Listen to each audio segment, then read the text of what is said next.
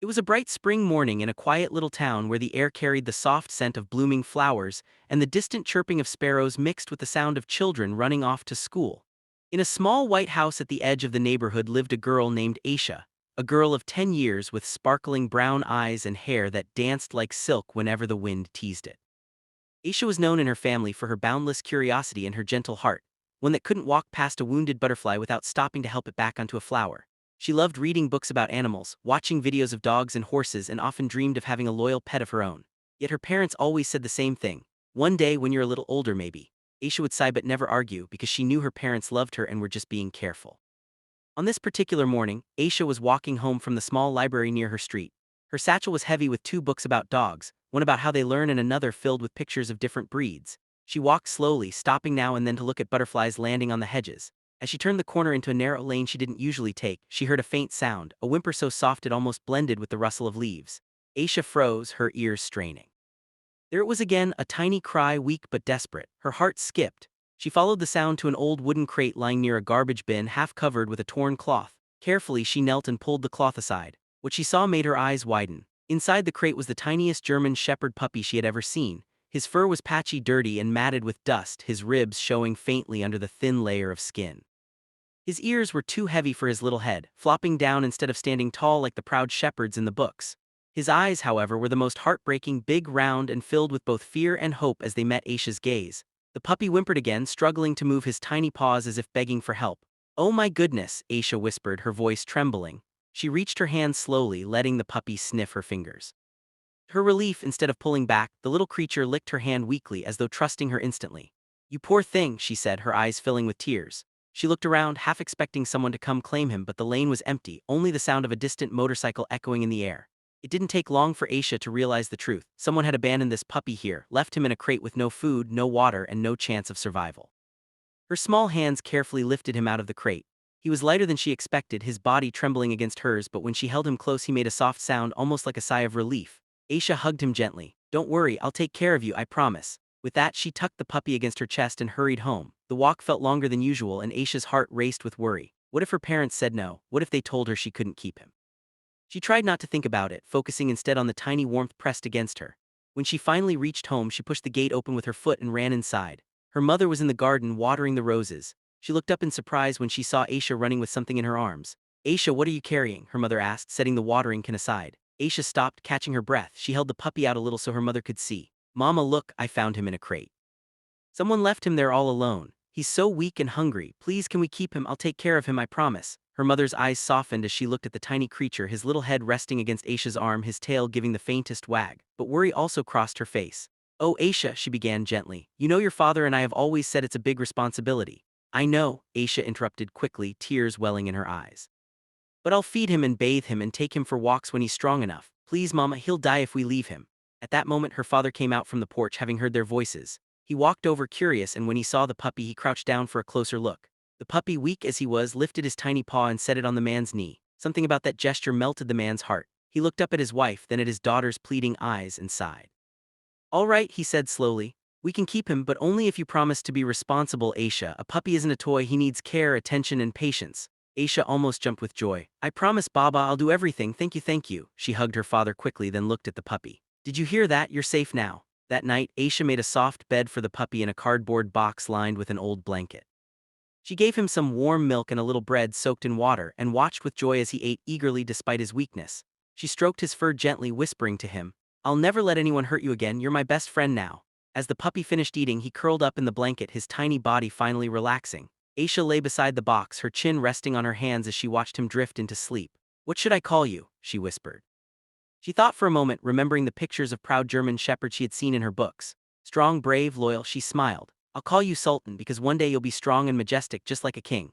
The little puppy stirred in his sleep as though approving the name. Aisha giggled softly, her heart full. That night, for the first time, she dreamed not of fairy tales, but of adventures she and Sultan would share together, running through fields, learning tricks, and facing the world side by side. And though neither of them knew it yet, their story had only just begun, a story of friendship, loyalty, and love that would change their lives forever. The next morning, sunlight streamed through the curtains of Aisha's room, painting golden stripes across the floor. She woke earlier than usual, excitement buzzing in her chest. Her first thought wasn't of school or breakfast but of Sultan. She jumped out of bed and hurried to the little box where the German shepherd puppy was curled up. When she leaned over, his ears twitched and his eyes opened slowly, sleepy but warm.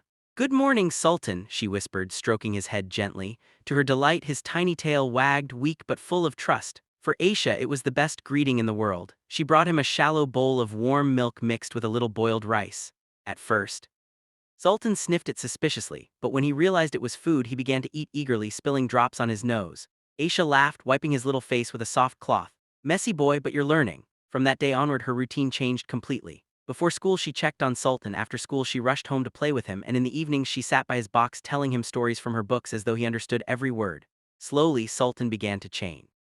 His ribs became less visible, his fur shinier, his steps stronger. He no longer whimpered constantly. Instead, he barked tiny barks when Aisha walked into the room, as if announcing her arrival. Every improvement filled Aisha with pride. One afternoon, about 2 weeks after bringing him home, she carried him into the garden. The grass was soft and green, sprinkled with daisies. Sultan sniffed around curiously, his little paws sinking into the grass. He looked up at Aisha with wide eyes, and then, suddenly, he tried to run. His steps were clumsy, his legs too short for his eagerness, and he tumbled forward, rolling onto his side. Aisha gasped and ran over. "Sultan, are you okay?" But the puppy scrambled up, shook himself, and wagged his tail as if to say, "I'm fine, don't worry." Aisha laughed in relief. "You're braver than you look." Day by day, Sultan's confidence grew. He chased butterflies, barked at shadows, and even began to follow Aisha wherever she went. If she sat in the garden with her homework, Sultan curled up beside her feet. If she walked to the kitchen, he trotted after her. He had decided that his world revolved around her, and Aisha felt the same. They became inseparable. Aisha's parents noticed this too. Though they had been hesitant at first, they were touched by how seriously Aisha took her responsibility. She fed him on time, cleaned his space, brushed his fur, and even researched German Shepherd puppies in her library books. One evening, her father remarked, "I've never seen you so dedicated, Aisha. I'm proud of you." Aisha beamed, hugging Sultan. "He's my best friend. I want him to be happy." But raising a puppy wasn't all play. There were challenges. Sultan chewed on shoes, dug little holes in the garden, and once knocked over a flower pot. Aisha's mother scolded gently, but Aisha always stepped in to train him. "No, Sultan," she would say firmly, redirecting him with a toy or a stick. To everyone's surprise, the little puppy listened, tilting his head as if trying to understand. Within weeks, he learned simple commands like sit and come, his intelligent eyes always watching Aisha's hands and voice. The bond between girl and puppy deepened into something magical.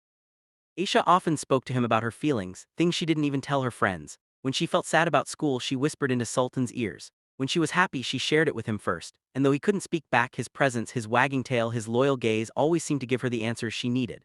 One evening, Aisha and Sultan sat in the garden, the sun setting in streaks of orange. Sultan, now stronger, rested his head on her lap. Aisha stroked him gently. "Do you know something, Sultan?" she murmured. "When I first saw you in that crate, I was scared. I didn't know if Mama and Baba would let me keep you. But now I can't imagine my life without you. You're not just a puppy, you're my family." Sultan gave a soft bark, lifting his head as if agreeing. The days turned into weeks and weeks into months. Sultan grew rapidly, his floppy ears beginning to stand tall, his body filling out with strength. By the time Aisha's birthday came around, he was no longer the fragile little creature in a crate. He was a proud young shepherd, his black and tan coat gleaming, his eyes sharp yet full of warmth whenever they looked at Aisha. On her birthday morning, Aisha's friends came over for a small celebration. They brought balloons and gifts, but what surprised them most was Sultan. He bounded out into the garden, barking happily, startling them at first. But when Aisha introduced him, "This is Sultan, my best friend," the puppy wagged his tail and gently sniffed each of them, earning smiles and laughter. One friend whispered to Aisha, "He's so lucky to have you." Aisha smiled, glancing at Sultan. "No," she said softly, "I'm the lucky one." That night, as the last of the balloons floated weakly in the corners and the cake was finished, Aisha lay in bed with Sultan curled at her feet. She thought about how far they had come together, from that abandoned crate to this warm, happy moment. She realized something important. Sultan wasn't just a puppy she had rescued. He had rescued her too, in a way. He had filled her days with purpose, taught her responsibility, and given her unconditional love. And though she was only 10, she understood that their journey was only beginning. Because every day with Sultan was a new adventure waiting to be written. The summer sun was hotter than usual that year, and the little town seemed to shimmer under the golden heat. Aisha had grown used to spending her afternoons in the garden with Sultan, now nearly 6 months old and taller than before. His legs had grown strong, his chest broader, and his once floppy ears now stood upright most of the time, though one still drooped occasionally, giving him a playful look. He wasn't the fragile puppy anymore. He was becoming the German shepherd Aisha had seen in her books, alert, graceful, and powerful, but with growth came challenges. Sultan's energy was boundless. He wanted to run, to chase, to explore every sound and shadow. Aisha loved playing fetch with him, throwing a stick across the garden and watching him sprint like a flash of black and tan lightning. But sometimes he grew restless, pawing at the gate as if the garden wasn't enough.